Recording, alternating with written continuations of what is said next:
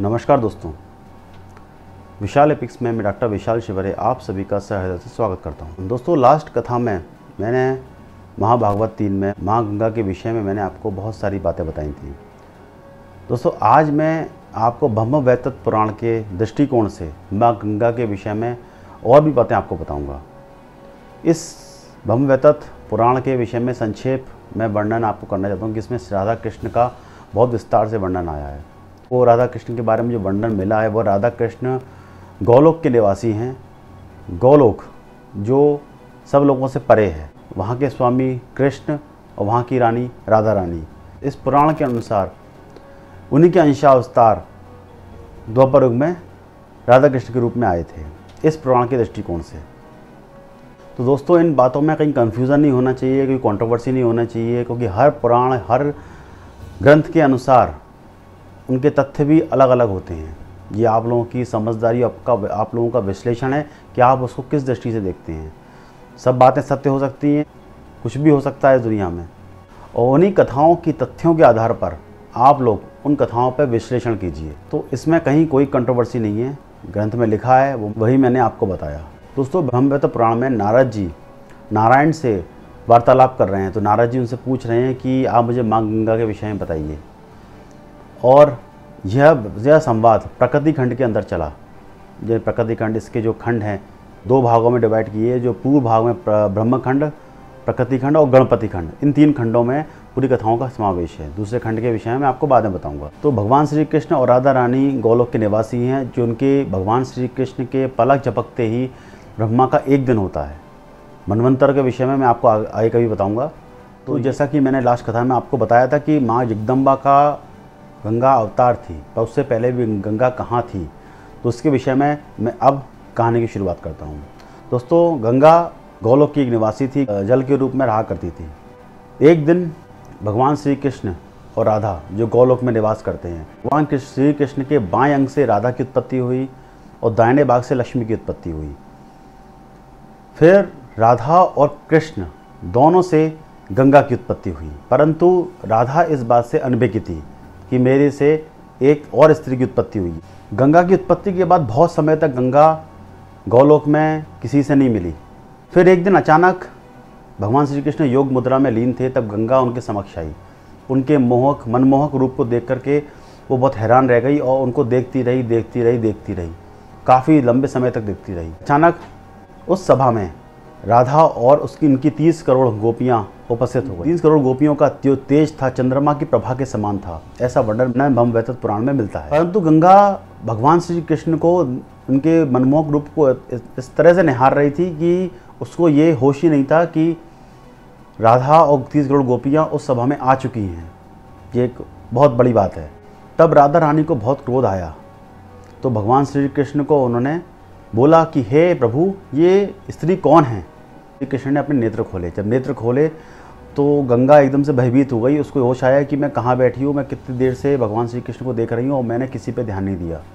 राधा के तेज को देखते हुए गंगा बहुत भयभीत हुई और गंगा भगवान श्री कृष्ण के चरणों में उनके अंगूठे के नाखून के पोर के अंदर एक जल रूप में व्याप्त हो गई। तब भगवान श्री कृष्ण ने गंगा को आश्वासन दिया और अभयदान दिया कि तुम बाहर निकलो। जब गंगा बाहर आने लगी तो राधा रानी ने अपनी योग शक्ति द्वारा गंगा को अपनी अंजलि में भरा और गंगा को पी लिया।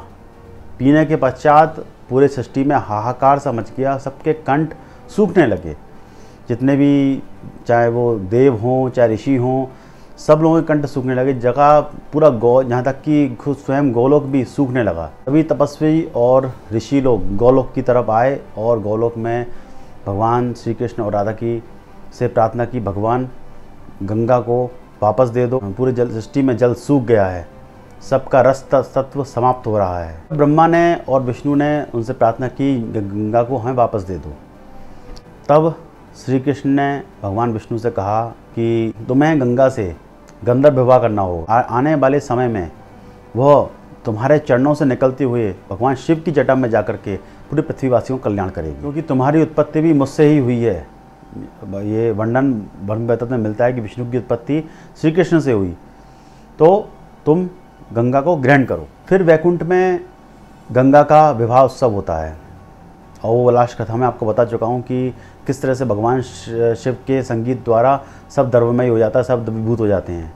उस कथा में जो अलग से है वो आपको बताता हूँ कि इसमें मुझे अलग क्या वर्ण मिला। पूरा संसार द्रव्यमय और जलभूत हो गया। उसके पश्चात आकाशवाणी हुई। ये आकाशवाणी से कहा भगवान श्री कृष्ण ने महादेव को, हे महादेव, मेरा ये स्वरूप कोई व्यक्ति नहीं दे सकता, तो आप एक तंत्र शास्त्र की रचना कीजिए, यानी तंत्र विद्या की रचना कीजिए, तंत्र मंत्रों की रचना कीजिए। मनुष्य हो चाहे देव हो, उन मंत्रों का वर्णन करें। तो महादेव ने तंत्र विद्या की रचना करी। यह बहुत बड़ी बात है, ये ब्रह्मवैवर्त पुराण में मिली कि तंत्र विद्या की उत्पत्ति इसी कारण से हुई। जब सब द्रव्यमय हो गए थे तो राधा और कृष्ण भी द्रव्यमय हुए थे, जो गोलोक में निवास करते हैं। तो जब पूरा संसार द्रव्यमय हो गया तो गंगा अलग अलग जगह अलग अलग रूप में पूरे सृष्टि में व्याप्त हो गई। अलग अलग रूप हैं, वह अलग अलग लोक हैं, गौलोक, वैकुंठ, ब्रह्मलोक, शिवलोक, इंद्रलोक, ध्रुवलोक, चंद्रलोक, सूर्यलोक। सूर्यलोक में दोस्तों हीलियम के रूप में, हाइड्रोजन के रूप में वहाँ पे भी जो तत्व पाए जाते हैं, शायद उनको कह सकते हैं कि गंगा के रूप में हैं। आकाश में तो आकाश गंगा को कहते ही हैं अपन। सत्यलोक, तपोलोक, जनलोक, पृथ्वी, कैलाश और पाताल। पृथ्वी पे आने के लिए उसको समय लगा और पृथ्वी पर अलकनंदा नाम उसको दिया गया। तो हर युग में गंगा का वर्ण भी अलग अलग होता है, यानी उसकी कांति अलग अलग। सतयुग में दूध के समान, त्रेता में चंद्रमा के समान, द्वापर में चंदन के समान और कलयुग में जल की प्रभा के समान, यानी पृथ्वी का जो कलर है उसके समान गंगा दिखती है। तो गंगा जी से संबंधित एक कथा और ब्रह्मवैवर्त पुराण में मिलती है। तो भगवान विष्णु की 4 पत्नियाँ थीं। पहली सरस्वती, दूसरी पद्मावती जिसको लक्ष्मी कहते हैं, गंगा और तुलसी, ये 4 पत्नियां उनकी थी। सरस्वती ने गंगा को श्राप दिया कि तुम धरती पर कलयुग में 5 सहस्र वर्ष तक रहोगी। फिर गंगा ने उनको श्राप दिया ऐसे, और आपस में श्राप देते देते पद्मावती भी धरती पर आ गई और सरस्वती भी धरती पर आ गई। रही बात तुलसी की, तो तुलसी माता का जन्म धरती पर हुआ मनुष्य योनि में, और उसका विवाह शंखचूर्ण से हुआ जिसका वध शिव जी ने किया था। तो वो एक अलग कथा है। इतने वर्ष पूरा करने के बाद पद्मावती, सरस्वती और गंगा वापस वैकुंठ चली जाएंगी, ऐसा वर्णन उसमें मिलता है 5 सहस्र वर्ष बीतने के बाद।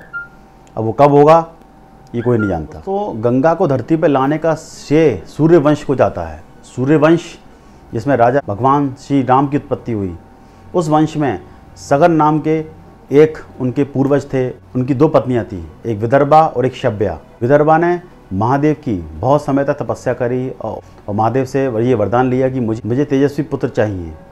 तब महादेव ने उसे आशीर्वाद दिया। उसके पश्चात विदर्भा का जब गर्भधारण हुआ, जब विदर्भा ने गर्भधारण किया, उसका बाद में गर्भपात हो गया। और जो गर्भपात होने के बाद जो मांस का पिंड था उसे देख के वो बहुत दुखी हुई, बहुत रोई। तब महादेव के समक्ष उसने फिर से ये प्रार्थना की, महादेव आपने वरदान दिया था, ये कैसे फलीभूत होगा। तब महादेव प्रकट हुए और उन्होंने अपने उस पिंड का भेदन किया। उसमें 60,000 विभाग कर दिए, 60,000 शिशुओं की उत्पत्ति हुई और 60,000 शिशु महातेजस्वी और महाप्रतापी बने। कालांतर में उनका विवाद कपिल मुनि से हो गया। तो कपिल मुनि का जब अपमान हुआ तो कपिल मुनि ने श्राप दे दिया कि तुम लोगों को कभी मुक्ति नहीं मिलेगी। उसके पश्चात जब उनको मुक्ति नहीं मिली, तब सगर ने कपिल मुनि से प्रार्थना की, भगवान मेरे इन पुत्रों को क्षमा करें। तब उन्होंने कहा, जब तक देवी गंगा स्वयं धरती पे नहीं आती इनका उद्धार नहीं हो सकता, इनको मुक्ति नहीं मिलेगी। तब सगर ने 1 लाख वर्ष तक, जो वर्णन ब्रह्मवैवर्त में मिलता है, गंगा की तपस्या की। उसके पश्चात उनकी मृत्यु हो गई। फिर उनके वंशज दिलीप आए, उनके पुत्र, उनने 1 लाख वर्ष तक तपस्या की, वह भी उनके भी 1 लाख वर्ष बाद मृत्यु हो गई। उसके पश्चात अंशुमान उनके वंशज आए, उनने 1 लाख वर्ष तक तपस्या करी, तब भी गंगा प्रसन्न नहीं हुई। उसके बाद राजा भगीरथ जो उस समय उस काल में उन्होंने 1 लाख वर्ष तक तपस्या की, तब गंगा ने उनको दर्शन दिए। उसके पश्चात की कहानी आप लोगों को पता है कि कैसे शिव जी ने गंगा को धारण किया और कैसे इस धरती पर गंगा का आह्वान हुआ। मैंने आई बटन में उसका लिंक दे दिया है। दोस्तों एक बात गौर करने वाली ये है कि गंगा के पति के विषय में एक नया तथ्य सामने आता है। जब ब्रह्मगंगा के रूप में जिस लोक में थी तब वह विष्णु की पत्नी थी। जब वह महादेव के जटा में आई तब वह आंशिक रूप से शिव की पत्नी थी। इसके पश्चात जब वह जल के रूप में हमारे समक्ष थी तो भगवान श्री कृष्ण ने उनको कहा था कि तुम जब जल के रूप में धरती पर रहोगी तो समुद्र देव तुम्हारे पति होंगे, रुद्र समुद्र देव।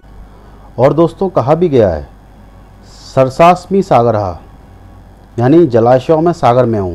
यानी सागर जो है भगवान का काल का स्वरूप है, ये स्वयं भगवान ने गीता में कहा है। और गीता में स्रोतासास्मी जानवी, यानी बहने वाली नदियों में गंगा में हूँ। भगवान ने स्वयं को गंगा कहा है, तो ये गीता के अनुसार ये व्याख्या भी सिद्ध होती है। और दोस्तों जब मनुष्य रूप में आई तब वह राजा शांतनु की पत्नी रही। राजा शांतनु जो हस्तिनापुर के राजा थे, उनके पुत्र देवदत्त भीष्म की माँ रही, भीष्म पितामह।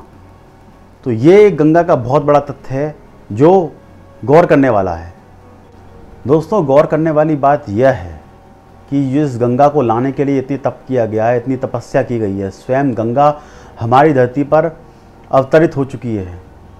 वह गंगा आज हम लोग अपने प्रदूषण से, गंदगी से गंदा कर रहे हैं। जिस गंगा को हम गंदा कर रहे हैं, जिस घाट पे कई तरह के पाप हो रहे हैं, और गंगा आज भी विद्यमान है।